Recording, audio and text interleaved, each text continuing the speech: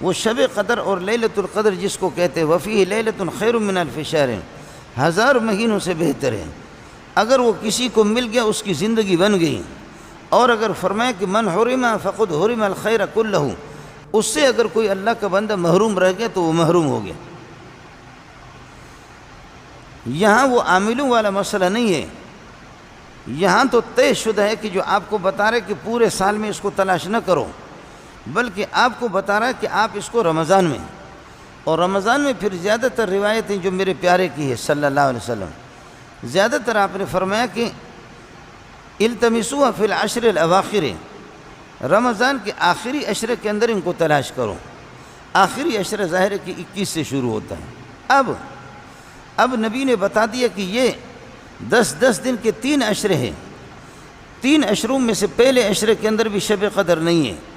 دوسرے میں بھی نہیں ہے، اور التمسوها فی العشر الاواخر، آخری عشرے کے اندر اس کو تلاش کرو۔ تو اللہ کے نبی نے تو بتا تو دیا کہ یہ آخری عشرے کے اندر ہے۔ اب اگر کوئی آدمی اعتکاف کا اہتمام کرتا ہے اور اپنے گھر سے اپنے آپ کو فارغ کر کے 10 دن کے لیے، 9 دن بنتے ہیں یا 10 دن بنتے ہیں، 9-10 دن کے لیے وہ فارغ ہو کر کے جب یہاں آئے گا، وہ پوری رات کو جب جاگے گا، اور دن کو یہ کہ گھنٹہ 2 گھنٹہ 3 گھنٹہ اگر دن کو سوتا ہے، یہ تو طے شدہ ہے کہ وہ جو شب قدر ہے اور لیلۃ القدر ہے وہ رات ہے، وہ رات اور وہ دن نہیں ہے۔ جب وہ رات ہے تو آخری عشرے میں جب آپ پوری راتوں کو جاگیں گے، کوئی ضروری نہیں ہے کہ کھڑے ہو کر کے آپ نفل پڑھیں اپنے آپ کو تھکا دیں، کوئی ضروری نہیں ہے کہ آپ کے پاؤں کے اندر ورم آ جائیں، کوئی ضروری نہیں ہے کہ چیختے چلاتے آپ تلاوت کریں اور اپنی زبان کو بھی تھکا دیں، اپنے دماغ کو بھی تھکا دیں۔ آپ اگر اللہ کے گھر میں بیٹھے صرف استحضار رہے، صرف یہ خیال رہے، یہ صرف توجہ رہے کہ بس آپ بھی دیکھ رہے ہیں، میں بھی دیکھ رہا ہوں،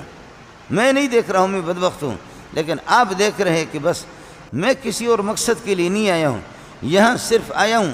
اپنے گناہوں کا انبار لے کر کے بخشش کروانے آیا ہوں، بس پروردگار تو کرم کر، تو کرم کر، تو کرم کر۔ اس ٹائم پہ اگر تو جاگ رہا اور زبان سے مانگ بھی نہیں رہا ہے، لیکن آپ اپنی حالت سے بتا رہے ہیں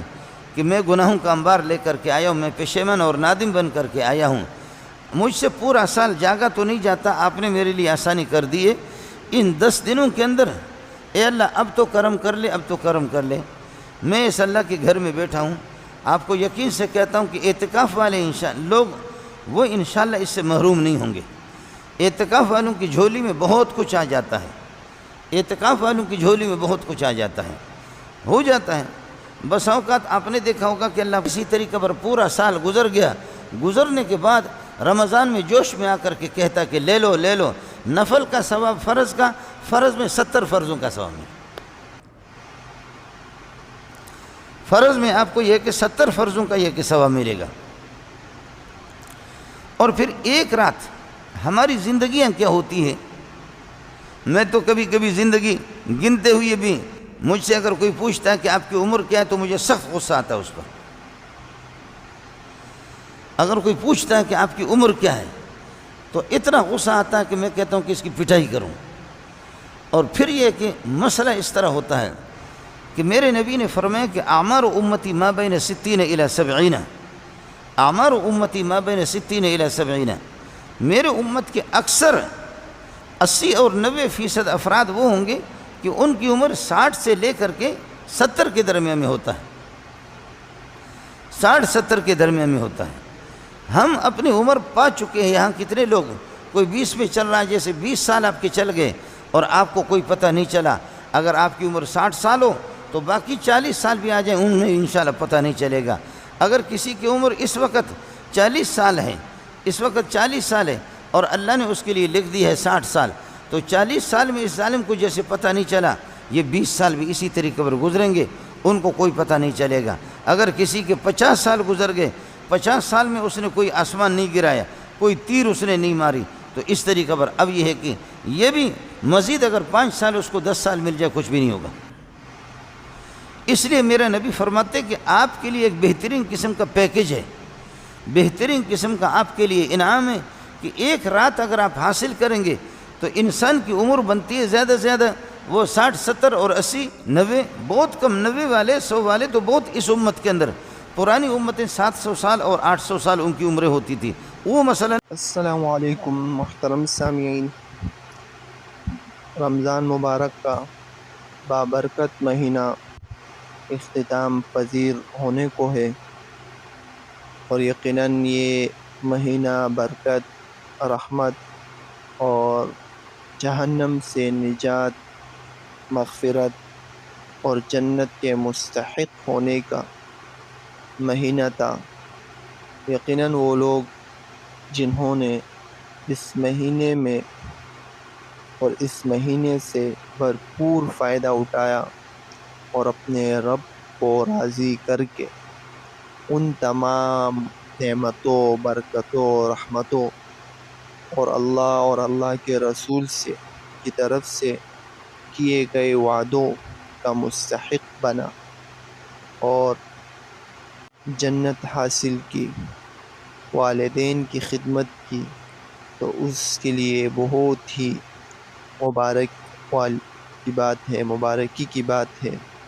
خوش قسمتی ہے اس کے لیے. تو ان اعمال میں سے ایک سب سے بڑا عمل اعتکاف کا تھا. محترم ناظرین، اس سے پہلے کی ویڈیو میں اعتکاف کے مسائل اور ان کا جو حل تھا ان میں بتایا گیا تھا کہ اعتکاف کیوں کیا جاتا ہے، تاکہ اس لیلۃ القدر یعنی برکتوں والی مہینے ایک دن ہے اور وہ دن ان طاق راتوں میں چھپی ہوئی ہے جسے لیلۃ القدر کہتے ہیں. اور لیلۃ القدر کی فضیلت کیا ہے؟ 1000 مہینوں سے افضل. تو محترم ناظرین، ایک رات 1000 مہینوں کی عبادت سے افضل. اس رات اگر بندہ عبادت کرے اخلاص کے ساتھ اور اللہ اس رات کی عبادت کو قبول فرمائے تو 1000 راتوں سے زیادہ ثواب اللہ عطا فرماتے ہیں. تو لیلۃ القدر کی کوشش کرنا، اور طاق راتوں میں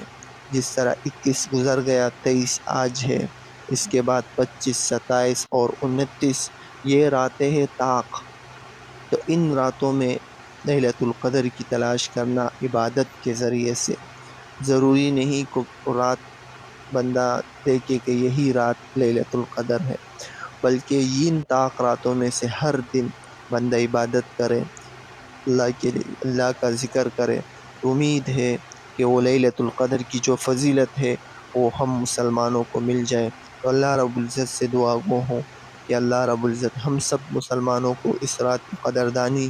عطا فرمائے اور نیک اعمال کرنے کی توفیق عطا فرمائے، تاکہ ہم اللہ کی رضا مندی کے مستحق ہو.